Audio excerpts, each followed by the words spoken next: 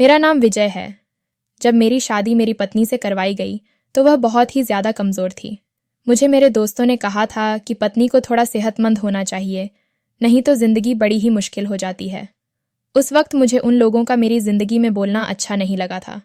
मैंने कहा कि मुझे मोटी औरतें बिल्कुल भी पसंद नहीं हैं, औरत को बस ठीक ठाक होना चाहिए। मेरे दोस्तों ने कहा था कि तू हमारी बात नहीं समझा। मैंने कहा कि तुम मेरी बात नहीं समझे, अपने काम से काम रखना सीखो। उनको तो मैंने गुस्से में 2-4 बातें सुना दी। वे मेरे दोस्त थे, उन्होंने बुरा नहीं माना, लेकिन जब मेरी पत्नी से पाला पड़ा तो मैंने महसूस किया कि मेरी पत्नी का तो हाल ही कोई नहीं था। उसको देखकर तो ऐसा लगता था कि जैसे हड्डियों का ढांचा है। मैंने कहा कि मोटी लड़कियों से घर के काम नहीं होते हैं, पतली लड़की लेकर आएंगे तो भाग दौड़ के काम करेगी, और वैसे भी जब पत्नी के 2-3 बच्चे हो जाते हैं तो वह मोटी हो जाती है। अगर पहले ही सेहतमंद औरत लेकर आओ तो वह बाद में ज़्यादा ही मोटी हो जाती है। मेरी माँ का लॉजिक क्या था ये तो वही जानती थी, लेकिन मुझे तो मेरी पत्नी को देखकर बड़ा अजीब लगता था। उसके चेहरे की भी हड्डियाँ निकली हुई थीं, बिल्कुल भी सुंदर नहीं लगती थी। चेहरे पर तो थोड़ा बहुत मांस होना चाहिए ताकि इंसान खूबसूरत तो लगे। उसको देखकर ऐसा लगता था कि ज़िंदगी में कभी खाना नहीं खाया और इसको किसी ने खाना नहीं दिया। मैं उसको कहीं भी लेकर जाता तो लोग यही कहते थे, अपनी पत्नी को कुछ खिलाते नहीं हैं। ऐसी हालत में अब तक तो मैं उसे कहीं ले गया नहीं था, लेकिन मुझे नहीं लगता था कि मुझे यह गलती करनी चाहिए, वरना सारी बातें सिर्फ उसकी सेहत के आसपास ही घूमने लगतीं। और फिर वही हुआ जिसका डर था। माँ की सारी बात उल्टी हो गई, क्योंकि पतली औरत को तो वह ले आई, लेकिन अब उससे तो काम ही नहीं होता था। थोड़ा सा काम करती तो बैठ जाती कि मुझसे काम नहीं होता। उसे तो पानी की बाल्टी भी नहीं उठाई जाती थी, तो कपड़े धोना तो दूर की बात थी। वह तो आटा भी नहीं घुमा सकती थी। कहती थी कि मेरे हाथ ऊपर से लाल हो जाते हैं क्योंकि हड्डियां बर्तनों के साथ टच होती हैं। अब मेरी माँ मुझे कहती है, तेरी बात सच थी, मुझसे गलती हो गई है। तो मैं उसे कहता था, आप अपनी गलती के साथ खुद ही गुजारा करो, मेरी तो मजबूरी है, अब आपकी भी मजबूरी है। एक दिन ऑफिस से घर आया तो मेरी माँ खुद ही सारे काम कर रही थी। मैंने कहा, क्या हो गया? तो कहने लगी कि सारा की तबीयत खराब हो गई है, थोड़े से कपड़े धोकर चक्कर खाकर गिर गई थी तो वह मेरी पत्नी। तुरंत अंदर गया तो मैंने चेक किया, उसे तो बुखार भी हो रहा था। उसने थोड़ा बहुत काम किया और उसे चक्कर आ गए। माँ ने बताया कि मैंने फिर उसे कहा कि जाकर आराम कर ले। पहले तो मुझे लगा कि शायद चक्कर इसलिए आए हैं कि कोई खुशखबरी है, लेकिन जो उसकी हालत है, मुझे तो नहीं लगता कि यह खुशखबरी सुनाने के काबिल है। ये कैसे बच्चा पैदा करेगी? इसके जिस्म में जान ही नहीं है। परेशान तो मैं भी बहुत हो गया था, लेकिन फिर मैंने अपनी माँ को तसल्ली दी, क्योंकि माँ खुद ब्लड प्रेशर की मरीज़ थी। मैंने उन्हें कहा कि पतली औरत को मोटा करना आसान होता है, लेकिन मोटी औरत को पतला करना आसान नहीं होता। कोई बात नहीं, खाएगी तो ठीक हो जाएगी। बात कुछ इस तरह की भी ठीक है। हमारी शादी 4 महीने बाद हुई थी। जब मेरी माँ ने बात पक्की कर दी थी, तब सारा की हालत इतनी भी बुरी नहीं थी। लेकिन जब शादी करवाई जाती है तो हर लड़की डाइटिंग करती है, लेकिन इसको डाइटिंग करने की क्या ज़रूरत थी? लगता है इसने 4 महीने में इतनी ज़्यादा डाइटिंग कर ली थी कि इसकी हालत और भी बुरी हो गई थी और वह बहुत ही ज़्यादा कमज़ोर हो गई थी। अगर मेरी माँ ने उसे पहले इस तरह देखा होता तो वह कभी रिश्ता पक्का नहीं करती। उसने जब देखा था तो तब इसकी हालत कुछ बेहतर थी, लेकिन वह भी अच्छे घराने से थी। उसके घर में तो बहुत ज़्यादा खाना पीना था, फिर भी वह कभी मोटी नहीं हुई थी। हम लोग तो उनसे कम हैसियत वाले थे, फिर भी उसका वहाँ यह हाल था तो यहाँ क्या होने वाला था। मैंने सोचा कि उसके लिए अच्छी अच्छी चीज़ें लेकर आऊँगा। जब हमने उसे पराठा बनाकर दिया तो उसने सिर्फ 2 निवाले खाए और कहने लगी, मुझसे खाया नहीं जाता। चिड़ियों जितनी खुराक थी उसकी। थोड़ा सा खाती और फिर कहने लगती कि मेरा पेट भर गया है। मेरी माँ ने उसके लिए हलवा बनाया, ऐसी ऐसी चीज़ें बनाई जिनको खाने से वज़न बढ़ता है, लेकिन वह थोड़ा सा खा पीछे हट जाती थी। और फिर उसके बाद जितनी मर्जी बातें कर लो, वह बात नहीं मानती थी, चाहे प्यार से कहो। वह कहती थी कि मुझसे खाया ही नहीं जाता, और उसको देखकर ऐसा लगता था कि इसके पेट में तो एक प्लेट खाने की भी जगह नहीं है, तो जाहिर है वह पूरी प्लेट भी नहीं खा सकती। अब तो मैं मजबूर हो गया था। शादी के बाद पत्नी को डॉक्टर के पास ले जाया जाता है जब वह माँ बनने वाली होती है, लेकिन मुझे लगता था कि अब इसको वैसे ही डॉक्टर के पास ले जाना होगा। आखिरकार उसे डॉक्टर के पास ले गया। डॉक्टर ने कहा कि इनको खून की भी कमी है और ये उम्मीद से भी हैं। ये बात सुनकर तो मैं हैरान रह गया। मुझे लगा कि इसके यहाँ बच्चा नहीं होगा क्योंकि वह बहुत कमज़ोर है, लेकिन बच्चा होने वाला था। अब तो मुझे अपने बच्चे की भी बहुत ज़्यादा परवाह होने लगी थी। डॉक्टर ने कहा था कि अगर यही हालत रही तो जब वक्त आएगा तो आपकी पत्नी और बच्चे दोनों की जान को खतरा होगा। इसीलिए तो ये 9 महीने आप लोगों के लिए बहुत ज़्यादा महत्वपूर्ण हैं। इनकी सेहत पर ध्यान दें तो यही बेहतर होगा। मैं बहुत ज़्यादा परेशान था क्योंकि अब तो मुझे मेरे बच्चे की फ़िक्र थी। डॉक्टर ने कह दिया था कि इंसान का खून कम हो तो उसके साथ एक नहीं हज़ारों मसले हो जाते हैं, और जब तक उनका खून पूरा नहीं होगा तब तक सेहत नहीं बनेगी। उसने काफ़ी सारी दवाइयाँ लिख कर दीं और पत्नी को वापस ले आया, लेकिन पत्नी ने जब हफ्ते तक वह दवाइयाँ खाईं तो उसकी तबीयत और भी ख़राब रहने लगी। ताकत की दवाइयाँ भारी होती हैं और उसको खाने से अक्सर लोगों का पेट खराब हो जाता है। मेरी पत्नी के साथ भी यही हो रहा था। समझ नहीं आ रही थी कि क्या करूं। फिर उसको एक दूसरे डॉक्टर के पास ले गया और उसने कहा कि अपनी पत्नी को रोज़ गाजर का जूस पिलाएं। गाजर का जूस पीने से खून बढ़ता है। क्योंकि यह उम्मीद से है, इसीलिए उन्हें आप ज़्यादा दवाइयाँ मत खिलाएं, नहीं तो उससे उनके बच्चे की जान को खतरा हो सकता है। नेचुरल चीज़ें इस्तेमाल करेंगे तो उनके लिए अच्छा होगा। मैं जब ऑफिस से वापस आता था तो रास्ते में एक दुकान थी जहाँ पर फ्रेश जूस मिलता था। इसीलिए मैं अपनी पत्नी के लिए रोज़ वहाँ से एक गिलास जूस लाने लगा। जब मैंने उससे कहा कि तुमने ये जूस पीना है, जो कि उसके लिए आसान था क्योंकि अगर उससे कोई चीज़ खाई नहीं जाती थी, लेकिन पीने की चीज़ को इस्तेमाल करना आसान होता है, वह रोज़ जूस पी लिया करती थी। लेकिन मेरी पत्नी की हरकतें कुछ अजीब सी थीं, और यह बात मुझे तब पता चली जब मैंने उस पर ध्यान देना शुरू किया। यानी अब मैं उस पर नज़र रखता था कि तुमने जूस पिया या नहीं, आज खाने में अंडे खाए हैं या नहीं। वह मेरे होने वाले बच्चे की माँ थी, इसीलिए मुझे उसकी फ़िक्र थी। एक और बात भी थी जो सिर्फ हम दोनों के बीच थी, इसीलिए मैंने न तो अपनी माँ से कही और न ही डॉक्टर से की। मेरी पत्नी मुझसे भी दूर दूर रहती थी। वह मुझसे इतना दूर रहती थी कि मुश्किल से ही लगता था कि मेरी शादी हुई है। मैं भी उसको यही कहता था कि जैसे तुम्हें ठीक लगता है वैसे करो। मैं बुरा आदमी नहीं था, इसलिए मैं उसको वक्त दे रहा था, लेकिन वह इतना ज़्यादा वक्त ले रही थी। हमारी शादीशुदा ज़िंदगी सिर्फ 20% ही थी, बाकी 80% ऐसा लगता था कि जैसे हम लोग एक दूसरे को जानते ही नहीं। लेकिन इस 20% के बावजूद भी हमारे यहाँ बच्चा होने वाला था। ये बहुत बड़ी बात है।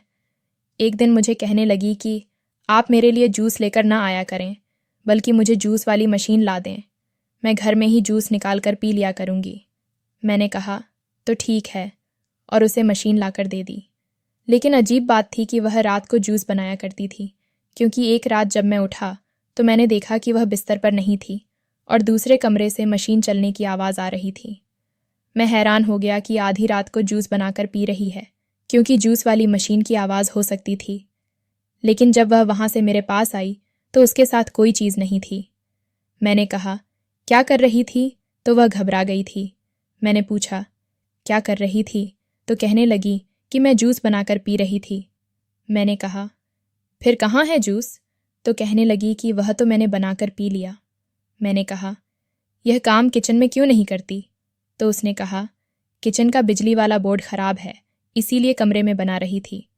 लेकिन वह ऐसी लग रही थी जैसे मशीन से नहीं, हाथों से कूट कूट कर जूस निकाला था। और वो पूरी रात नहीं सोती थी। मैं जब भी उसकी तरफ देखता वो हिल रही होती थी, इसका मतलब जाग रही होती थी। मैंने उससे कहा क्या तुम्हें नींद नहीं आती है? तुम्हें इस घर में 2 महीने हो गए हैं, तो ऐसा भी कोई परेशानी नहीं है कि जगह बदलने से नींद नहीं आ रही हो। मेरी माँ तो कहा करती थी कि जब औरत बच्चे पैदा करने के तौर से गुजरती है तो शुरू के महीनों में उसे बहुत ज़्यादा नींद आती है। लेकिन मेरी पत्नी तो पूरी रात जागती रहती थी, और रात जागने की वजह से उसे दिन में चक्कर वगैरह भी आते रहते थे। मेरी माँ बड़ी परेशान थी। वो कह रही थी कि अजीब हालत में फंस गई हूँ। सोचा था कि बुढ़ापे में मेरी बहू मेरी खिदमत करेगी, काम करेगी, लेकिन यहाँ तो ये मुझसे खिदमत करवा रही है। माँ की रोज़ रोज़ की बातें नहीं सुन सकता था, इसीलिए घर में एक नौकरानी भी रख ली और उससे कहा कि उसने घर के सारे काम करने हैं, और माँ को कहा कि आप कोई काम न करें, अपनी पत्नी का ख्याल मैं खुद रख लूँगा। डॉक्टर ने यह भी कहा था कि आप अपनी पत्नी से दूर रहें, क्योंकि ये आपके बच्चे के लिए अच्छा ना होगा। मैं अपनी औलाद के लिए कुछ भी बर्दाश्त कर सकता था। बाप होना आसान नहीं होता। बाप होने के लिए पहले दिन से ही कुर्बानी देनी पड़ती है। जब मैं बाहर से जूस लाया करता था तो मेरी माँ भी पी लेती थी। मेरी माँ ने मुझसे कहा कि तूने जूस लाना बंद कर दिया। मैंने कहा कि हाँ, वो मैंने मशीन लाकर दी है, खुद ही बनाकर पी लेती है। मेरी माँ ने कहा कि उसे कहकर एक गिलास मुझे भी दे दिया करे, लेकिन अब मैं माँ को क्या कहता कि वो रात को बनाती थी। मैंने उससे पूछा था कि रात को क्यों जूस बनाकर पीती हो, तो उसने कहा कि दिन में पीने का दिल नहीं करता। मैंने उससे कहा कि जब बनाओ तो एक गिलास फ्रिज में रख दिया करो, सुबह माँ जी पी लिया करेंगी, उनका भी पीने का दिल होता है। इस बात पर वो थोड़ी सी घबरा गई। मैंने कहा कि क्या बात है, क्या तुम सुस्ती दिखा रही हो? इसीलिए मैं कह रहा था कि बाहर से बना बनाया ले आऊँगा। जब इंसान खुद बनाने लगता है तो सुस्त हो जाता है। उसने कहा कि ऐसा कुछ नहीं होगा, मुझे भी अपने बच्चे की फिक्र है। मैं चाहती हूँ कि मेरा बच्चा खैर से इस दुनिया में आए और मैं उसका ख्याल रखने के लिए सेहतमंद रहूँ। पत्नी की बात ठीक थी कि खालिस और फ्रेश चीज़ से अच्छी चीज़ और क्या हो सकती थी। मैंने कहा कि ठीक है, और रोज़ तुम्हारे लिए 1 किलो फल लाया करूँगा। मैं रोज़ अपनी पत्नी को 1 किलो फल लाकर दे देता था और वो खुद ही जूस निकाल कर पी लेती थी। रोज़ मुझे फलों के छिलके नज़र आ जाते थे। इसका मतलब वो बात मान लेती थी। जाहिर है उसे भी तो अपने बच्चे की परवाह थी। लेकिन मुझे अपनी पत्नी के बारे में एक दोस्त से यह बात पता चली कि मैंने जिस लड़की से शादी की है वो तो बेचारे बड़े दुखी लोग हैं। अच्छा हुआ कि तुमने अनाथ लड़की से शादी की। मैंने कहा कि मेरी पत्नी अनाथ नहीं है, उसके माँ बाप हैं। तो उसने कहा कि नहीं, उसके माँ बाप तो इस दुनिया में नहीं रहे। बड़ी पुरानी बात है। मेरे बाबा मुझे बताते हैं, मोहल्ले में अचानक से ही शोर मच गया था। उनके घर में करंट लगने से उसके माँ बाप मर गए थे और इसी मौके पर जान बख्श हो गए थे, लेकिन बच्ची बच गई थी। यह इसी घर की बात है। मेरे दोस्त ने मुझे पता बताया और कहा कि घर तो यही है। मैंने कहा कि मेरे सास ससुर हैं और वो अपनी बेटी को अपनी बेटी ही कहते हैं। उन्होंने यह नहीं बताया कि यह हमारी बेटी नहीं है। मेरे दोस्त ने कहा कि यार फिर वो उसके कोई रिश्तेदार होंगे या उसको किसी ने गोद ले लिया होगा। लेकिन अगर उन्होंने नहीं बताया तो तुम इस तरह की बात ना करना। अगर वो भी तुमसे यह बात छुपा रही है, तुम भी उसका भरम रखना, क्योंकि यह बात छुपाना कोई बुरी बात नहीं है। लेकिन उसके असली माँ बाप इस दुनिया में नहीं हैं, इस बात का मुझे पूरा यकीन है, क्योंकि पूरे मोहल्ले में जिस तरह से शोर पड़ा था और फिर उसके बाद जो घर का नज़ारा था, उन लोगों पर कयामत ही आ गई थी। और यह कहानी सब लोगों को पता है। मैंने यह बात अपनी पत्नी से नहीं की। मेरे दोस्त की बात ठीक है, अगर वो नहीं बताना चाह रही थी तो मुझे इसकी जासूसी लगाने का कोई भी हक नहीं था। वैसे भी मुझे इस बात से क्या फ़र्क पड़ता था कि उसके माँ बाप नहीं थे, तो इसमें मैं क्या कर सकता था। वो मेरी पत्नी थी और मेरे लिए अब यही बात सबसे ज़्यादा ज़रूरी थी। हम दोनों का रिश्ता तो एक दूसरे से जुड़ गया था। अब उनके आपस में क्या रिश्ते थे क्या नहीं थे, इससे हमारी ज़िंदगी का कोई असर नहीं करता। इसलिए मैंने सोच लिया था कि मैं इस बारे में कुछ सवाल नहीं करूँगा। दिन गुजरने लगे। एक दिन मेरी पत्नी की तबीयत बहुत ख़राब हो गई। डॉक्टर ने कहा कि बच्चे का 3रा महीना शुरू है, लेकिन बच्चे की ग्रोथ नहीं हो रही है। आपकी पत्नी लगता है ठीक से अपना ख्याल नहीं रखती है। मैंने कहा कि मैं सारा कुछ ठीक से ला के देता हूँ, खाना भी खाती है, रोज़ जूस भी पीती है, घर के काम करने का भी कोई परेशानी नहीं है। पर डॉक्टर ने कहा कि बच्चे की ग्रोथ बहुत सुस्ती से जा रही थी। इस तरह तो यह बच्चा बड़ा नहीं होगा और हमें कोई बुरी खबर सुननी पड़ेगी। मैं बड़ा परेशान हो गया कि मैं क्या करूं। मेरी पत्नी का पेट भी नहीं बढ़ रहा था। इस हवाले से उसका पेट बहुत ही छोटा था। 3 महीने के हवाले से तो उसको देखकर ऐसा लगता था कि वो माँ बनने वाली नहीं है। डॉक्टर का भी कहना था कि 3 महीने में तो बाकायदा पेट निकल आता है और जो लोग पतले होते हैं उनका तो पेट ज़्यादा नज़र आता है। लेकिन आपकी पत्नी को देखकर ऐसा लगता ही नहीं है कि ये प्रेग्नेंट है। डॉक्टर ने कहा था कि आपके बच्चे की जान पर इतना बड़ा खतरा मंडरा रहा है, आप लोगों को इस मामले को सीरियस लेना होगा। मेरा एक दोस्त था जिसके यहाँ बच्चा होने वाला था। वो बहुत खुश था, लेकिन उससे तकरीबन 8 महीने के बाद पता चला कि उसका बच्चा ठीक नहीं है और डॉक्टर ने उसकी पत्नी की जान बचाने के लिए बच्चे की जान कुर्बान कर दी। तब से मेरा दोस्त बिल्कुल बदल गया था और बिल्कुल भी पहले जैसा नहीं था। मैं उसको देखता था तो मुझे बहुत दुख होता था। मैं इस ज़िंदगी में ही गुजारना चाहता था। मुझे मेरी औलाद सही सलामत चाहिए थी। पत्नी ने कहा था कि मैं घर में ही जूस बना लिया करूँगी। तब से वह रात के वक्त जूस बनाया करती थी। क्योंकि कहती थीं कि रात के समय जूस पीने से सारी रात में शरीर को उसकी पूरी ताकत मिल जाएगी।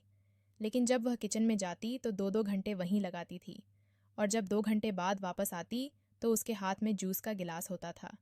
जूस तो वह मेरे सामने बैठकर ही पीती थी, लेकिन 2 घंटे में वह सिर्फ 1 गिलास जूस बनाया करती थी। इस बात की मुझे समझ नहीं आ रही थी। फिर एक दिन कुछ ऐसा हुआ कि मुझे अपने घर में से एक डिब्बा मिला जिस पर बाहर के देश की भाषा लिखी हुई थी, जो कि अंग्रेज़ी बिल्कुल भी नहीं थी। मुझे समझ नहीं आ रही थी, शायद फ्रेंच लिखी हुई थी। मैंने पूछा कि ये किस चीज़ का डिब्बा है। वह डिब्बा खाली था और उसमें पाउडर जैसी कोई दवा लगी हुई थी। मैं उसे डॉक्टर के पास ले गया तो डॉक्टर ने कहा कि ये वज़न कम करने का सप्लीमेंट है जो बाहर के देश से मंगवाया जाता है। इससे वज़न बहुत जल्दी कम होता है, लेकिन इसके साइड इफ़ेक्ट्स भी होते हैं। मैं हैरान रह गया कि ये मेरे घर में कैसे आ गया। ये कोई ऐसी दवा नहीं थी जो बाजार से आम मिल जाती, ये तो बाहर से मंगवाई थी। लेकिन इसका यहाँ पर क्या काम था? हमारे घर में ऐसा कौन था जिसे वज़न कम करने का शौक था? मेरी अम्मी तो कभी भी इस बारे में कोई बात नहीं सोचती थीं, जबकि उनका वज़न ज़्यादा था। मेरा वज़न भी ठीक था, और मैंने खुद अगर ये दवा लेनी होती तो मुझे याद होता। और मेरी पत्नी को क्या वज़न कम करना था? पहले हम इसी वजह से परेशान थे कि उसका वज़न नहीं बढ़ता था। फिर ये डिब्बा कहाँ से आया? मुझे समझ नहीं आ रहा था कि क्या हो रहा है ये सब कुछ। मैंने अपनी पत्नी से पूछ लिया तो उसने कहा कि ये डिब्बा तो साथ वालों के घर से लाई हूँ। बाहर के देश की दवा का डिब्बा है, कितना प्यारा है। वह लोग दवाइयों के भी इतने प्यारे डिब्बे बनाते हैं, इसीलिए मैं उठाकर ले आई। मैंने सोचा इसको साफ करके इसमें कोई दाल वगैरह डाल लूँगी। मैंने अपना सर पकड़ लिया। मैंने कहा कि मुझे तो बता देती, मैं तो पता नहीं क्या क्या सोच रहा था। मैंने उसको डिब्बा वापस कर दिया और इस बात का पता लगाया कि मेरी पत्नी पूरी पागल है। मेरी पत्नी कितनी खुश थी इस डिब्बे को पाकर। मेरी पत्नी बेचारी बड़ी मासूम थी। बस भगवान उसकी और उसके बच्चे की ज़िंदगी करे, क्योंकि बच्चा पैदा करना कोई आसान काम नहीं होता और मेरी पत्नी के साथ काफ़ी समस्या आ रही थी। एक दिन मेरी पत्नी फिर से जूस बनाने गई और उसने काफ़ी देर लगा दी। आज मुझे उससे कोई बात करनी थी और वह आ ही नहीं रही थी। जब मैं उसके पीछे गया तो मैंने ये देखकर हैरान रह गया कि उसने किचन के दरवाजे के अंदर से लॉक लगा रखा था। मैंने दरवाजे पर दस्तक दी तो उसने 5 मिनट बाद दरवाज़ा खोला और कहा कि जूस बना रही थी। मैंने कहा कि दरवाज़ा बंद करने की क्या ज़रूरत थी? तो उसने कहा कि मैंने दरवाज़ा बंद किया कि आवाज़ बाहर ना आए, क्योंकि जब जूस बनाते हैं तो जूस वाली मशीन में से बहुत शोर की आवाज़ आती है। ये शोर की आवाज़ सुनकर माँ जाग जाती। बात तो उसकी ठीक थी। मैंने कहा कि ठीक है, दरवाज़ा बंद किया करो, पर लॉक करने की ज़रूरत नहीं है। कहीं अंदर से दरवाज़ा लॉक हो गया तो फिर क्या करोगी? तबीयत भी तुम्हारी ठीक नहीं रहती। अचानक तुम्हें चक्कर आ जाते हैं। मैं उसको वापस अपने कमरे में ले आया। डॉक्टर ने फिर से बुरी खबर सुनाई। उसने कहा कि आपके बच्चे की हालत बिल्कुल भी ठीक नहीं है और आपकी पत्नी का पेट बढ़ नहीं रहा है। मैं हैरान रह गया कि मैं क्या करूं। अपनी तरफ से तो सब कुछ कर दिया था। डॉक्टर यूं तो काफ़ी अजीब बातें कर रही थी जिनकी मुझे समझ नहीं आ रही थी। वह तो इस तरह से बात कर रही थी जैसे मेरी पत्नी पूरा दिन काम करती है और हम उसे खाने को कुछ नहीं देते। वह मुझ पर शक भी कर रही थी कि शायद हम उस पर जुल्म करते हैं और ये बेचारी कुछ बता नहीं रही है। उसने अकेले में भी मेरी पत्नी से कुछ बातें इस तरह की पूछीं कि आजकल इस तरह भी होता है। लेकिन एक बात उसने बड़ी अजीब सी कही। उसने मेरी पत्नी से कहा कि आप टाइट कपड़े तो नहीं पहनती हैं, कहीं आप अपने पेट के बल तो नहीं सोती हैं, क्योंकि आपका पेट काफ़ी दबा हुआ सा लग रहा है। मैं ये बात सुनकर बड़ा हैरान हुआ। मेरी पत्नी एक दफ़ा सो जाती थी तो मैं भी सो जाता था, बल्कि वह हमेशा मेरे सोने के बाद ही सोती थी। इसीलिए मुझे नहीं पता कि वह किस तरह से सोया करती थी। सुबह जब मैं उठ जाता था तो वह पहले से ही जाग कर नाश्ता बना रही होती थी। एक दिन मैंने सोचा कि मैं अपनी पत्नी पर रात में नज़र रखूँगा। मैंने आधी रात का अलार्म लगा दिया, लेकिन फ़ोन को अपने कान के बिल्कुल करीब रखा कि सिर्फ मुझे ही अलार्म सुनाई दे। और फिर आधी रात को मैंने अपनी पत्नी को देखा तो मैं हैरान रह गया। मेरी पत्नी का पेट ऐसे हिल रहा था जैसे उसके अंदर कोई बहुत भारी चीज़ है। इसे वाइब्रेशन कहना ज़्यादा बेहतर होगा। मैंने अपनी आँखों को मलते हुए ध्यान से देखा कि ये क्या हो रहा है। जब मैंने इस पर हाथ लगाने की कोशिश की तो मेरी पत्नी जाग गई और घबराकर बाथरूम में चली गई। जब वापस आई तो ऐसा कुछ नहीं था। मैंने उसे बताया, मैंने कहा ये सब कुछ देखा है? तो उसने कहा कि बच्चे की हरकत थी। मैंने कहा कि बच्चे की इतनी हरकत कैसे हो सकती है? जबकि डॉक्टर कह रही थी कि हमारा बच्चा बहुत ज़्यादा कमज़ोर है और ठीक से बढ़ भी नहीं रहा है। उसने कहा, और क्या हो सकता है मेरे पेट में? आपने देखा ना, मेरा पेट हिल रहा था तो जाहिर है बच्चे की हरकत थी। और क्या हो सकता है? आप क्या कह रहे हैं? हो सकता है आपको कोई वहम हुआ हो, क्योंकि आप भी तो नींद में थे। मैं वाकई नींद में था, और रात का समय था, क्योंकि अभी तो मेरी पत्नी के साथ ऐसा कुछ नहीं था। उसने कहा कि देख लें, अभी तो कुछ नहीं हो रहा है। यहाँ तक कि अगर आधे घंटे में भी कुछ नहीं हुआ तो पता नहीं क्या हो रहा है। मैंने अपनी माँ से भी पूछा तो उन्होंने कहा कि बच्चा तो 5वें महीने में जाकर हिलना डुलना शुरू करता है। 3 महीने का बच्चा कहाँ हिलता है? वह तो एक मटर के दाने से भी छोटा होता है। मैं डॉक्टर को भी ये बात बताकर उसको भी मुश्किल में नहीं डालना चाहता था, क्योंकि उससे भी समझ नहीं आ रही थी। मेरे पास एक ही तरीका था कि मैं अपनी पत्नी पर नज़र रखूं और चेक करूं कि वह ये सब कुछ क्या कर रही है। कुछ दिन बाद पता चला कि हमारे किचन में से बड़ी ही बदबू आ रही थी। जब देखा तो पता चला कि हमारे डीप फ्रीजर के पीछे खाने की कोई चीज़ सड़ रही थी। लेकिन ये तो वही फल थे जो मैं अपनी पत्नी के लिए प्लेट में काट कर लाता था और कहता था, मैं ऑफिस जा रहा हूँ, तुम ये खा लेना। लेकिन वह खाती नहीं थी और उनको फ्रीज़र के पीछे फेंक देती थी। मेरी माँ को भी ये बात पता चल गई। मैंने उनको कहा, अभी आप कुछ भी कहना, मेरी पत्नी ज़रूर कोई चक्कर चला रही है। मुझे पहले पता करने दें, फिर मैं आपको सारी बात बताऊंगा। और पत्नी को हमने ये पता नहीं लगने दिया कि हमें ये बात पता चल गई है। हमने जगह साफ कर दी, क्योंकि उस दिन मेरी पत्नी अपने मायके गई हुई थी। मेरी पत्नी की हरकतें बहुत अजीब थीं। वह तो इतना खाना भी नहीं खाती थी जितना एक इंसान को खाना चाहिए था। बच्चे की जान को खतरा था। बच्चा बड़ा नहीं हो रहा था। 2-2 घंटे वह खुद को किचन में बंद करती थी और जो खाने की चीज़ें मैं उसको देता वह फेंक देती थी। क्या उसे हमारे बच्चे की परवाह नहीं थी? क्या वह माँ नहीं बनना चाहती थी? अगर माँ नहीं बनना चाहती थी तो ये बात मुझे पहले बता देती। अब क्यों मेरा खून जला रही थी? एक बार मैं अपनी पत्नी को आइसक्रीम खिलाने ले गया और मैंने उससे कहा, आज तुम्हें मेरे सामने बैठकर आइसक्रीम खानी होगी और यह पूरा प्याला ख़त्म करना होगा। लेकिन मेरी पत्नी का चेहरा ऐसा हो गया जैसे मैंने उसके सामने जहर का प्याला रख दिया हो। वह इसे खा नहीं रही थी और उसे अजीब नज़रों से देख रही थी, जैसे अगर उसने खा लिया तो पता नहीं क्या हो जाएगा।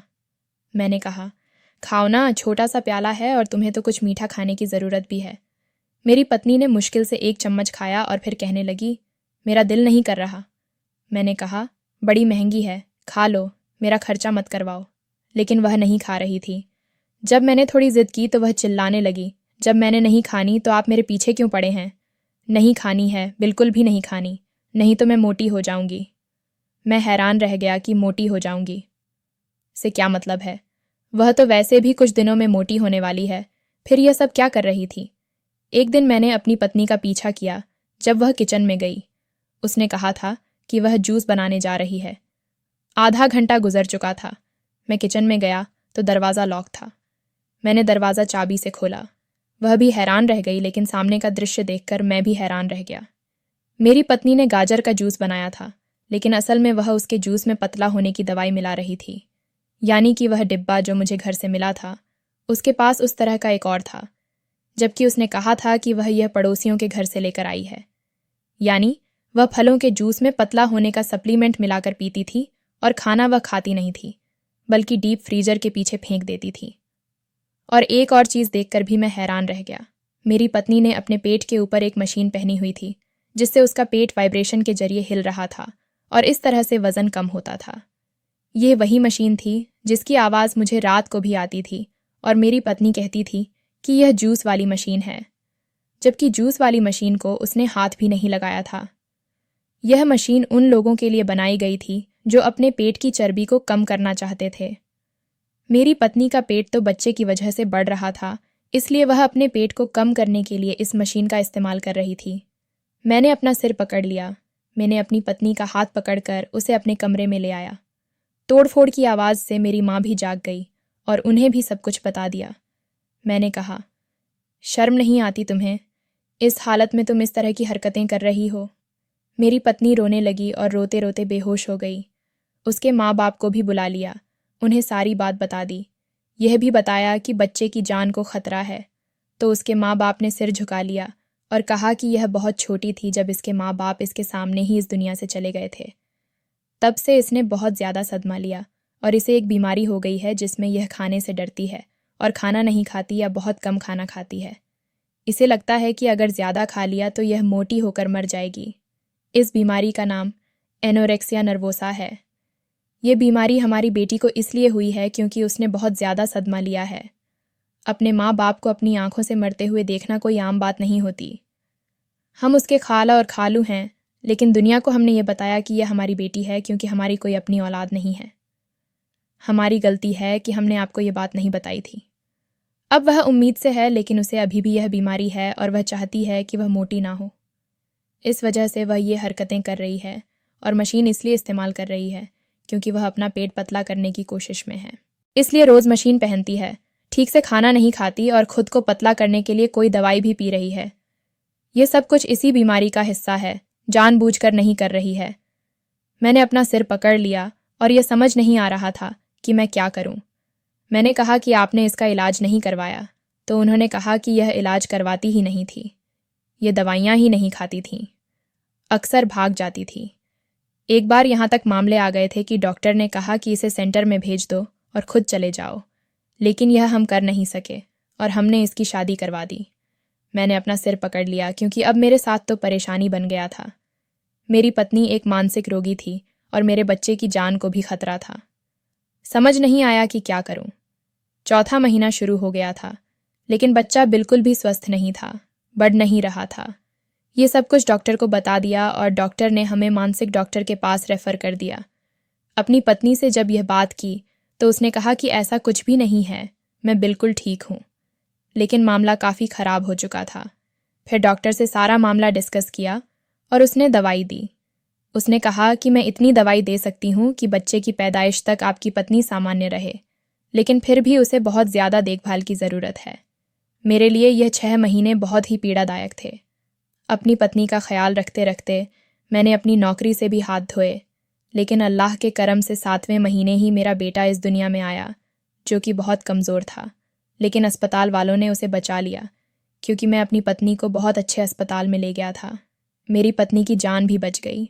उसके बाद मैंने अपने ससुराल वालों से कहा कि इसे मनाए कि यह अपना इलाज अच्छे तरीके से कराए, और अगर यह नहीं हो सकता तो फिर मैं इसे साथ नहीं रख सकता, क्योंकि अगर वह बीमार थी तो उनको मुझे पहले बताना चाहिए था। मेरे बच्चे की जान भी जा सकती थी। अगर मेरे बच्चे की जान चली जाती तो मैं खुद को कभी माफ़ नहीं कर पाता। यह तो इसकी किस्मत अच्छी थी कि वह इस दुनिया में आ गया। मेरे बच्चे का ख्याल मेरी माँ ही रख रही थी। मेरी पत्नी को इससे कोई मतलब नहीं था। वह उसे भी अजीब नज़रों से देखती थी। मैंने अपनी पत्नी को वापस छोड़ दिया और मेरे ससुर ने कहा कि इसका इलाज करवाएंगे, किसी भी तरह करवाएंगे, क्योंकि गलती हमारी थी, हमने तुम्हें बताया नहीं था। उसके बाद इसका इलाज शुरू करवा दिया है और अभी वह उधर ही है। मैं अपनी औलाद को पाकर खुश हूँ। कोशिश करूँगा कि मेरी पत्नी भी ठीक होकर मेरे पास वापस आ जाए। उसकी ज़िंदगी ख़राब नहीं करना चाहता, लेकिन उसे साथ रखने में बहुत ही खतरा है। वह कल को मेरे बच्चे को भी नुकसान पहुंचा सकती है, क्योंकि मानसिक बीमारी का मरीज़ कभी भी कुछ भी कर सकता है। बस जिंदगी गुजर रही है। मेरे बच्चे का ख्याल मेरी माँ रखती हैं और फिर से नौकरी तलाश कर रहा हूँ। उम्मीद है कि सब कुछ ठीक हो जाएगा। दोस्तों, वीडियो कैसा लगा कमेंट करके ज़रूर बताएं। वीडियो को लाइक और चैनल को सब्सक्राइब ज़रूर करें।